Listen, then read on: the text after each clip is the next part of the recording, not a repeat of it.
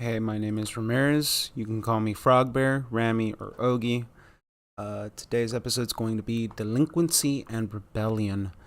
I'm going to do a reaction video to this interview that I found. Let's see if I can pull that up immediately.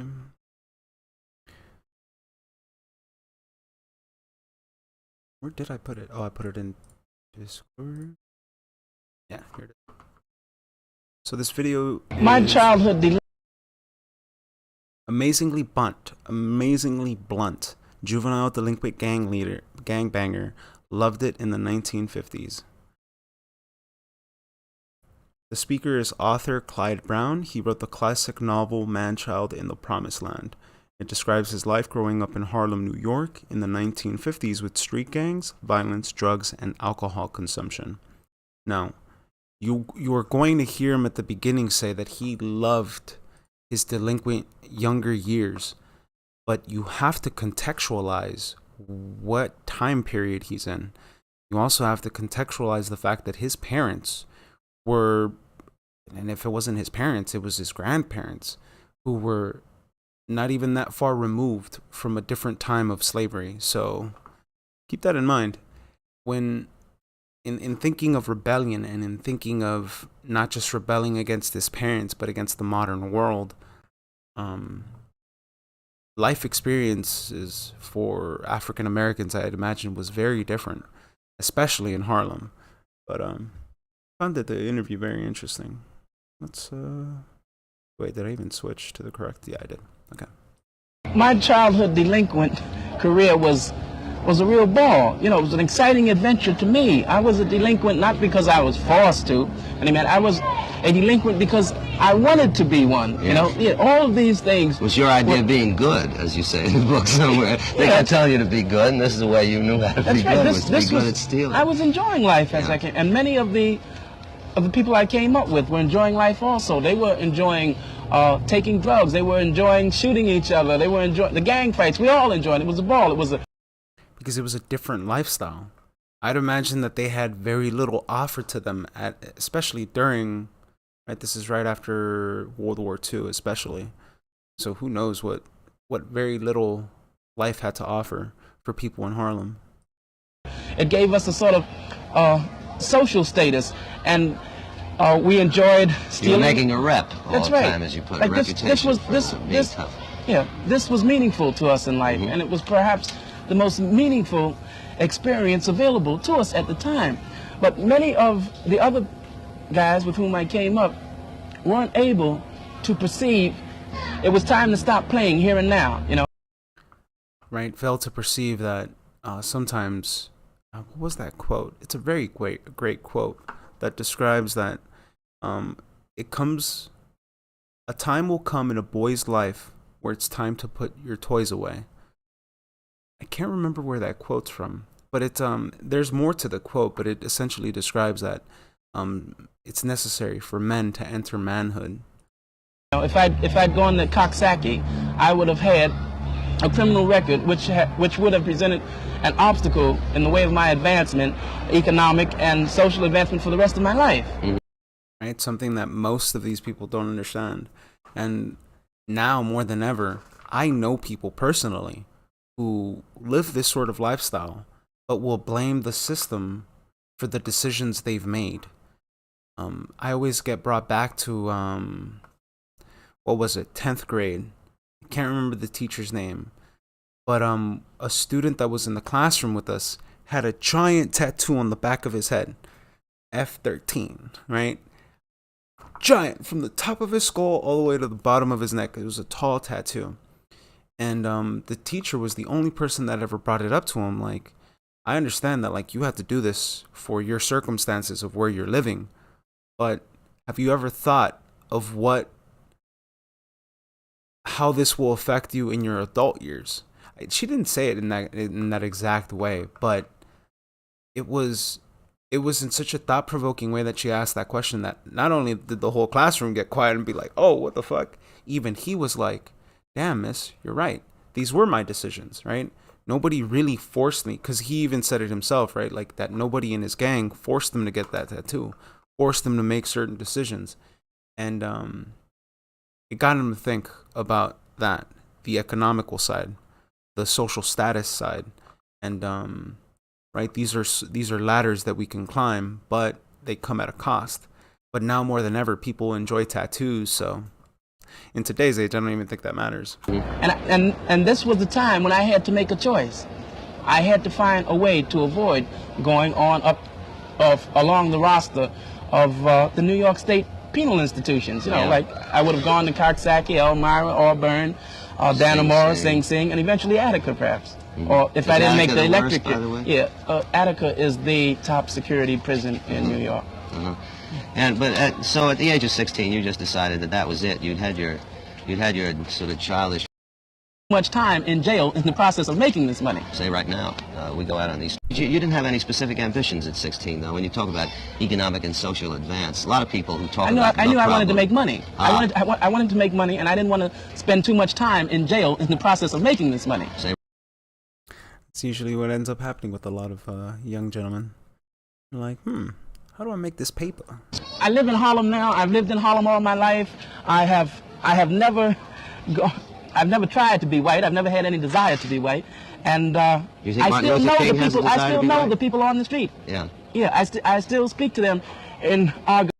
Kind of funny, right? Because nowadays, if you speak in that mannerism that he's speaking in today, you speak like that today, you have people from the hood that will look at you and be like, "No, what the fuck you mean, nigga? You acting white right now." Like, I've had people look at me funny. Like, if I go out to my streets, I can't talk this way. I have to be of the area and speak in that manner. But I personally will change that up depending on who I'm talking to, right? Like, I said the N-word right now. I know I shouldn't say it, but I can't take that out of me, right? Like, I was born in this area. I went to different schools. I interacted with these sort of people that it's become a part of my identity. It's a part of who I am. It's a part of how I was raised, right? And it wasn't just here in LA. Like, I saw this in New York. I saw this in Texas. This was just things that were just a consistency no matter where I moved. So either way, right? I have no desire to be white. There are very few people around here that know me by Claude Brown. Sonny. If they went, it's still Sonny Boy, and that's fine with me, you know. And I know them by, whatever their nicknames are. We grew up together. I still feel as though I'm an integral part of the Harlem community. Well, let's talk a little bit about the home. The statistics. I know you hate statistics and you hate social science and all that sort of thing, but there's a certain crude truth in these reports. Social science is the study of people, right? Sociology. But at the same time, does sociology describe how these groups, how these petri dish cultures came about to be, right? The whole very idea of a ghetto was to close people off into certain sections, right? But instead of doing it in such a way where you brand somebody by forcing them to wear an armband, now you're doing it in such a way where people keep themselves there mentally. And that's what I usually see be the disconnecting factor within Americans. And for those on BitChute, white America, you also have to recognize that this is the baby you harbored for, right? This is 1950. What is it, 70 years, right? This is a baby that America harbored for over 70 years within its own borders. And then Americans want to be like, well, they're not American. That is definitely not conducive to the American way. Meanwhile, you were the one that birthed it. You were the one that nurtured it. You were the one that allowed American corporations to then further push and exacerbate certain sides of culture. Obviously, not 100%, but to some degree with movies, entertainment, with television shows, and with repeated lies, we can clearly see how people can immediately change their perception of themselves and where they will ultimately lay their lineage. Oh, wrong button. Recently, a report on the Negro family was made as the so-called Moynihan report. It hasn't been made public yet, and one of the things it stresses is the very high rate of illegitimacy in Harlem. I don't know, something like 44% of all births last year.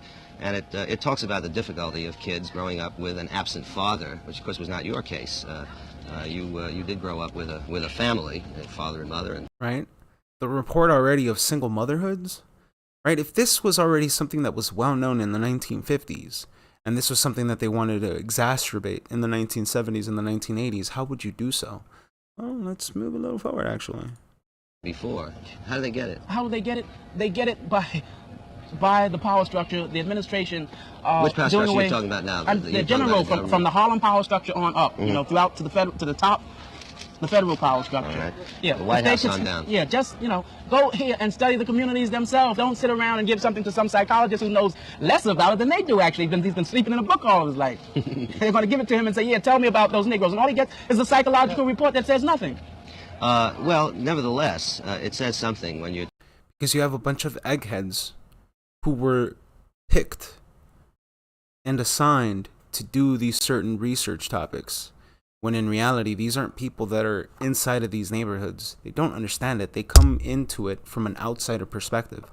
So, for example, think of the Catholic Church when they were trying to send missionaries. They sent these missionaries to these areas to do one thing, to learn about them, to understand them, and then in order to subvert their own religious practices into making them believe the practices of Christianity, or Catholicism in this case. And this happened over and over again, where you would see certain Christian or Catholic missionaries go to these certain regions,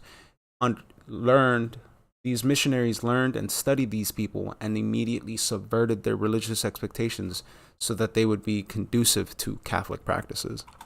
When you're talking about Harlem and you're wondering, for example... I'll tell you what it says, Norman. You know what it says? It says, well, here is the most recent word on the Negro community. And now you can take this and mull over it for another couple years and forget the Negro until that time. That's all it has said. That's all it says today. Well, you still, though, haven't answered my question, the one I started with. Which is, do you think that this business of illegitimacy, of large numbers of illegitimate kids... Illegitimacy is no big problem, really. Why not? Because people will... Look, you give people nothing materially, nothing spiritually. But what have they got? They've got instincts and urge. Sex is the most natural thing in the world. Yeah, but that doesn't... Let's hear that one more time. Give people... Illegitimacy is no big problem, really. Why not? Because people will... Look, you give people nothing materially, nothing spiritually. Nothing materially, nothing spiritually. But what have they got? They've got instincts and urge. Sex is the most natural thing in the world. Yeah, but that doesn't mean that it's not a big problem. Look, it's not a problem here. The community isn't that concerned about it. If they're so concerned about you know what you're saying, actually. Well, I'm asking. I'm not saying. You're saying now, wouldn't it be nice if we could get the Negroes to accept what little they have in the ghettos throughout the nation and still not have too many illegitimate children? Well, I'm not saying that. Why should the right? It's just like we're gonna keep this community small. We're gonna try to keep it controlled, but the problem is they keep having too many kids. They keep having too many kids. When did Margaret Sanger start Planned Parenthood? Like, people act as if the reason why I think this individual was interviewed wasn't for the populace. It wasn't for the public. It was for a lot of these eggheads who wanted to push certain societies to certain areas and designate them to certain things. The Negroes who've been so deprived in this country so long worry about the power structures disturbance over the high rate of illegitimacy. Nobody is suggesting that they ought to worry about the power structure's disturbance. The question is whether this is a factor. That's not the problem. It's merely a symptom of the overall problem. Illegitimacy, drug addiction. Why doesn't anybody say anything about drug addiction? Let's talk about drugs. In the book... Notice how you brought it up? Like, this is merely a symptom of the problem. This isn't actually the problem. And this is a repeated pattern. Well, people will focus on the symptoms of the problem, but will never want to actually fix the main issue at hand. They'll just keep, put some putty over it. Just paint over it. Like, who cares? Like, let's kick this can down the road another 10 years. Drugs are the villain in your book. You say when about 1955 it swept Harlem like a plague, and You, thank God, escaped from it. Why do you think drugs took over in the way they did all of a sudden? You see, my generation was in almost total rebellion. They were rebelling against the previous generation, our parents. We were rebelling against the power structure. We were rebelling against the adult world. We were rebelling against almost everything, all forms of authority. And it's like drugs came at a time when it gave some substance to our rebellion. If we wanted to say that we were different from our parents who had come from the South and who were happy to work in Goldberg's house and scrub his floors, to work downtown for $40 and $50 a week and think they're doing good. Right? Because they wanted to be different. They didn't want to accept the terms and conditions that their parents were growing up into. So what did they turn to?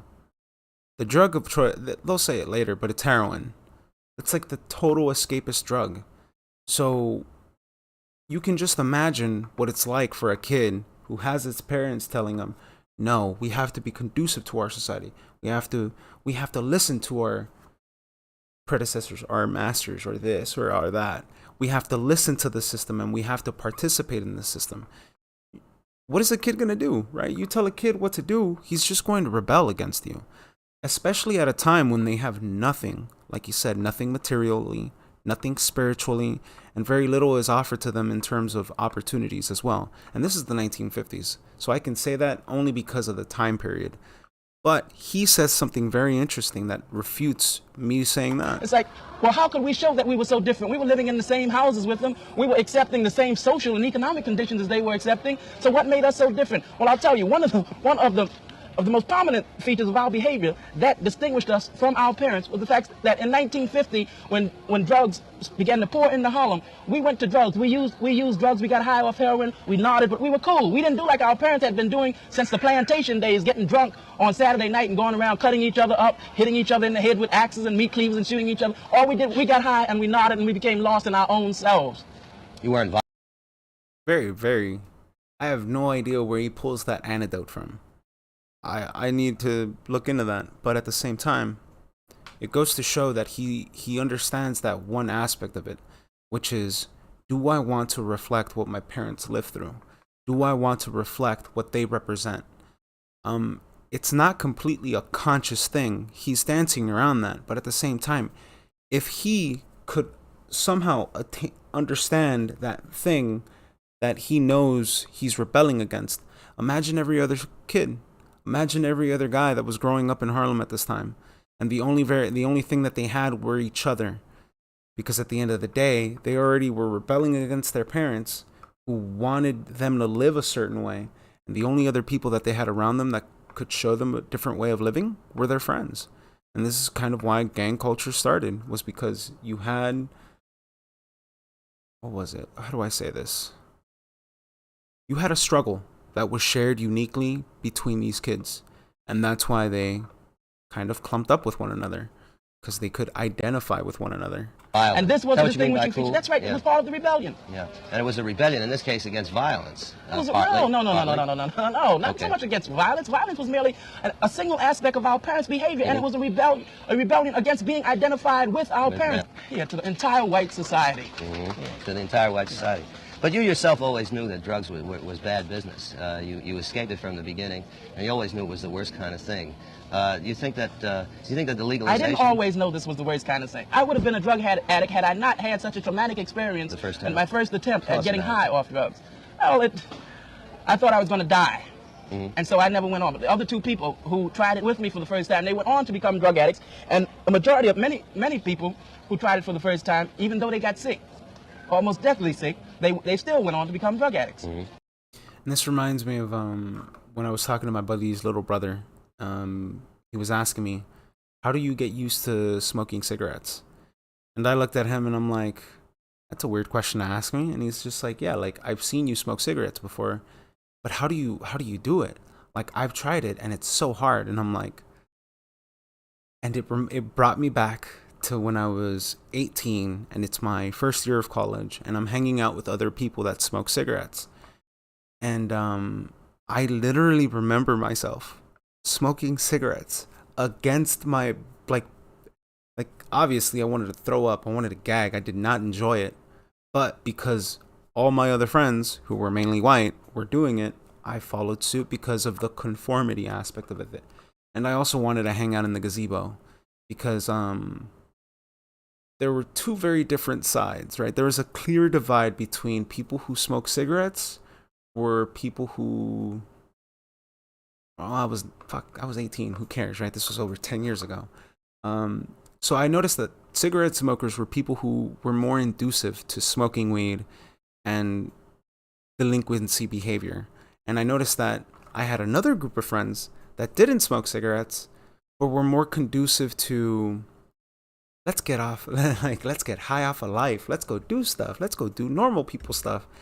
And I remember just having that clear divide in my life where if I hang out with this people, I could act this way. If I hang out with this group of people, I had to act this certain way. It was a very interesting divide growing up. Well, Claude, some of what you say sort of implies that you're not terribly concerned about the idea or the ideal of integration. Is that true? I mean, that is, do you look forward to a time when whites and Negroes will be living side by side together everywhere with no regard for color? Or This is my favorite answer. do you think that that's a less important goal? Norman, to be realistic, when speaking about integration, look, there's alienation even within ethnic groups. There There's sure discrimination within ethnic groups. You can't tell some guy who doesn't like drinking, and who doesn't like violence to live next door to a guy who's always getting drunk and beating up his wife. Like, it's the same thing. You can't tell a Negro, like, look, there's some nice white people around, go and live with them, or there's some nice Negroes, go and live with them. I don't think this is really important. If you treated Negroes as fairly as whites were treated in the country, the power structure treated them, that is, there would be no clamor for integration. I don't think Negroes are too anxious to live among white people. They would just like to have the freedom to live wherever they chose. While you were talking before, How simple is that, right? And currently, right now, you have a lot of people who want to live where they want to choose, but they can't because there is no economical factor. And this isn't exclusive to any race.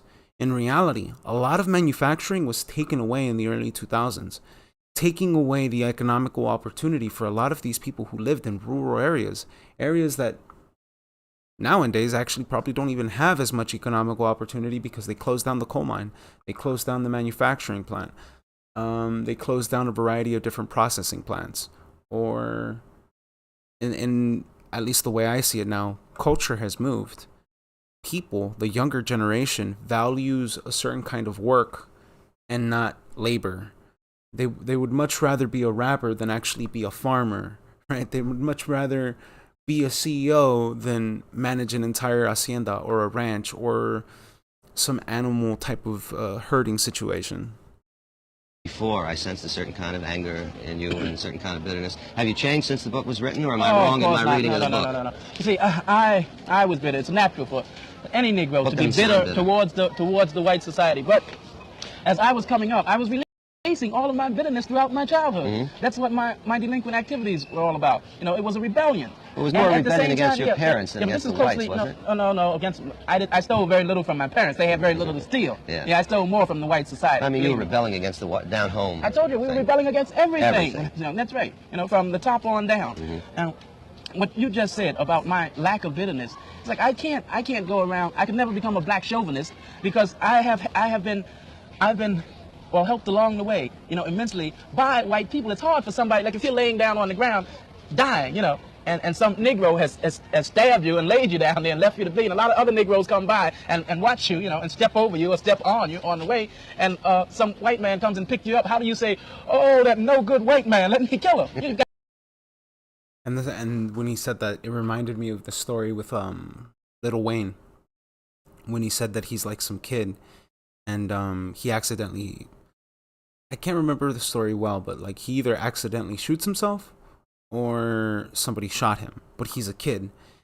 And he says that when the cops busted down the door, he said that every cop that was black ignored him and just walked over his body.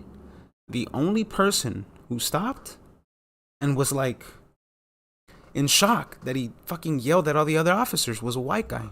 So the reason why we ended up having Lil Wayne, the reason why we ended up having Young Money, the reason why all of that happened was because a white cop stopped to see a 12-year-old Wayne, to pick him up and take him to the hospital.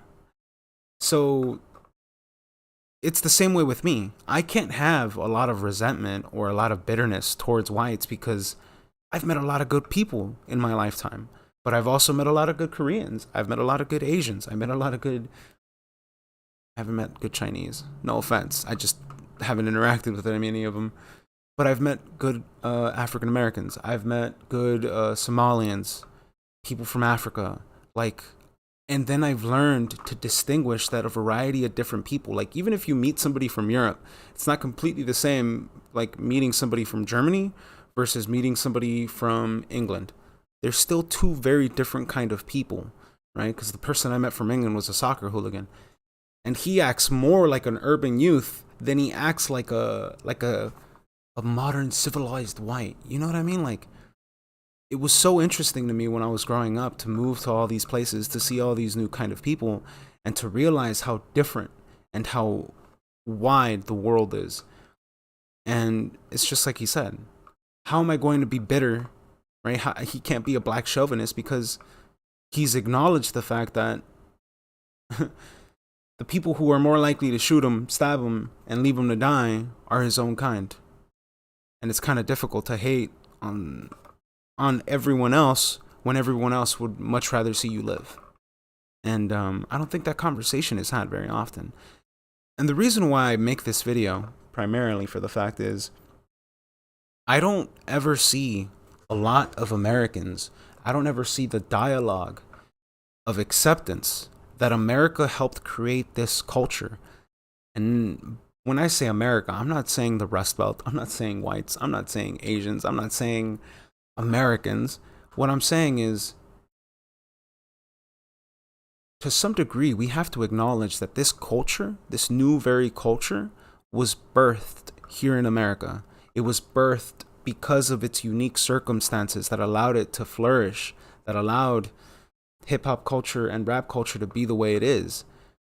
And I always get really, it always baffles me to see how the mainstream narrative in America would be to belittle gang culture, to say this, to belittle people that act certain kind of ways. But in reality, when you look at the broader perspective of things, the government and aspects, I don't want to say like, it's too broad of a term to say that government facilitated the creation of gang culture.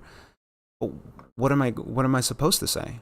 To some degree, the strife and the hardships that were created in urban areas allowed this sort of behavior to push forward. And I'm not, right, this isn't some grand conspiracy, but it is, to a meaningful degree, we have to acknowledge that there were entities, right? If there was already studies about single motherhoods and the problems that come with it, why wasn't it ever addressed? And why was that problem exacerbated even further when they incentivized mothers to kick out their baby daddies in order for them to get more money from certain social aid programs? Right? Certain kind of behaviors induce certain kind of things in the future. It's a very difficult topic because I've never had to word this way. Like, it's come to my attention now because I've thought about it. How we have this very civilized upper echelon of American society that rejects the notion of gangsterisms, when in reality, throughout history, they've only ever promoted it. Like, the Kennedys are a perfect representation of this.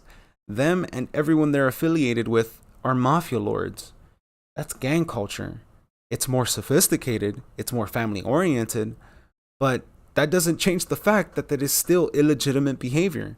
So I thought it was hilarious how he's pointing at this guy and he's like, "Oh, illegitimacy here in the black neighborhoods," when it's just like, well, why aren't we talking about the other gang culture that clearly has been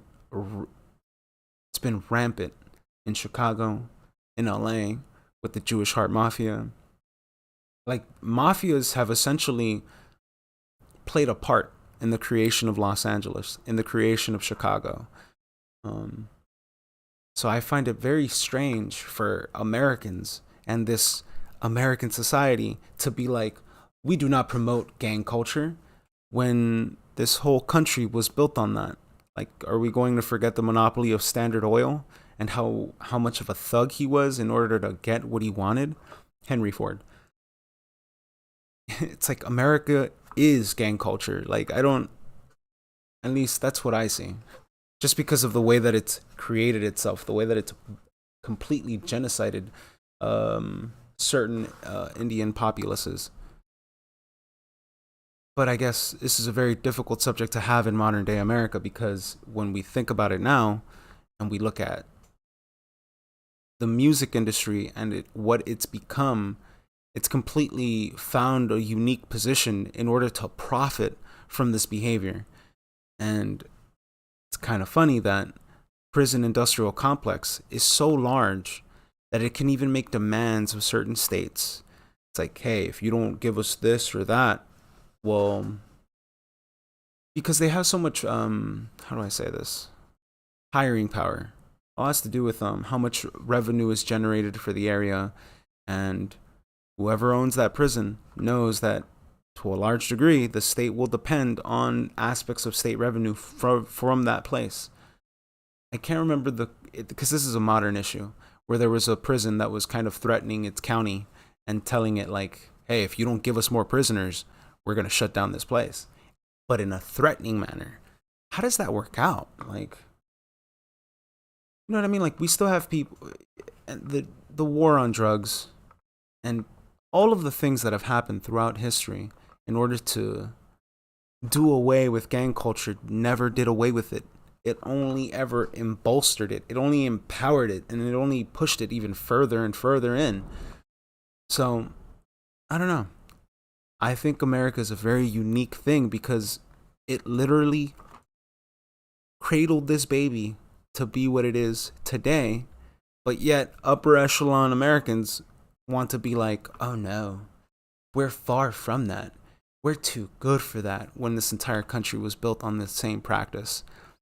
Like, the reason why I also brought up that St. Paul's video, or I'm bringing it up now, is because that school was used to target new money kids.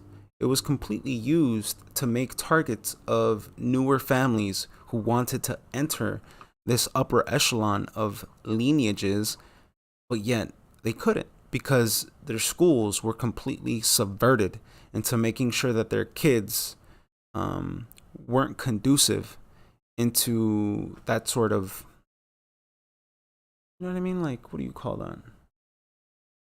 They didn't want to create generations of good kids that would get good jobs, that would create good industries, and that would be bolstering to its economy. Instead, the trustees who own that school forced the school to completely destroy the lives of all of these students, because, like that one article said, these are people who are insecure about their financial and social status, because it is a threat to allow newer faces into the upper echelon ranks. It's why it's why I believe they control who gets to be a millionaire. Well, they'll allow anybody to be a millionaire, but once you get into the billionaire aspect of things, they'll keep a deep, close eye on you. They'll infiltrate your circles.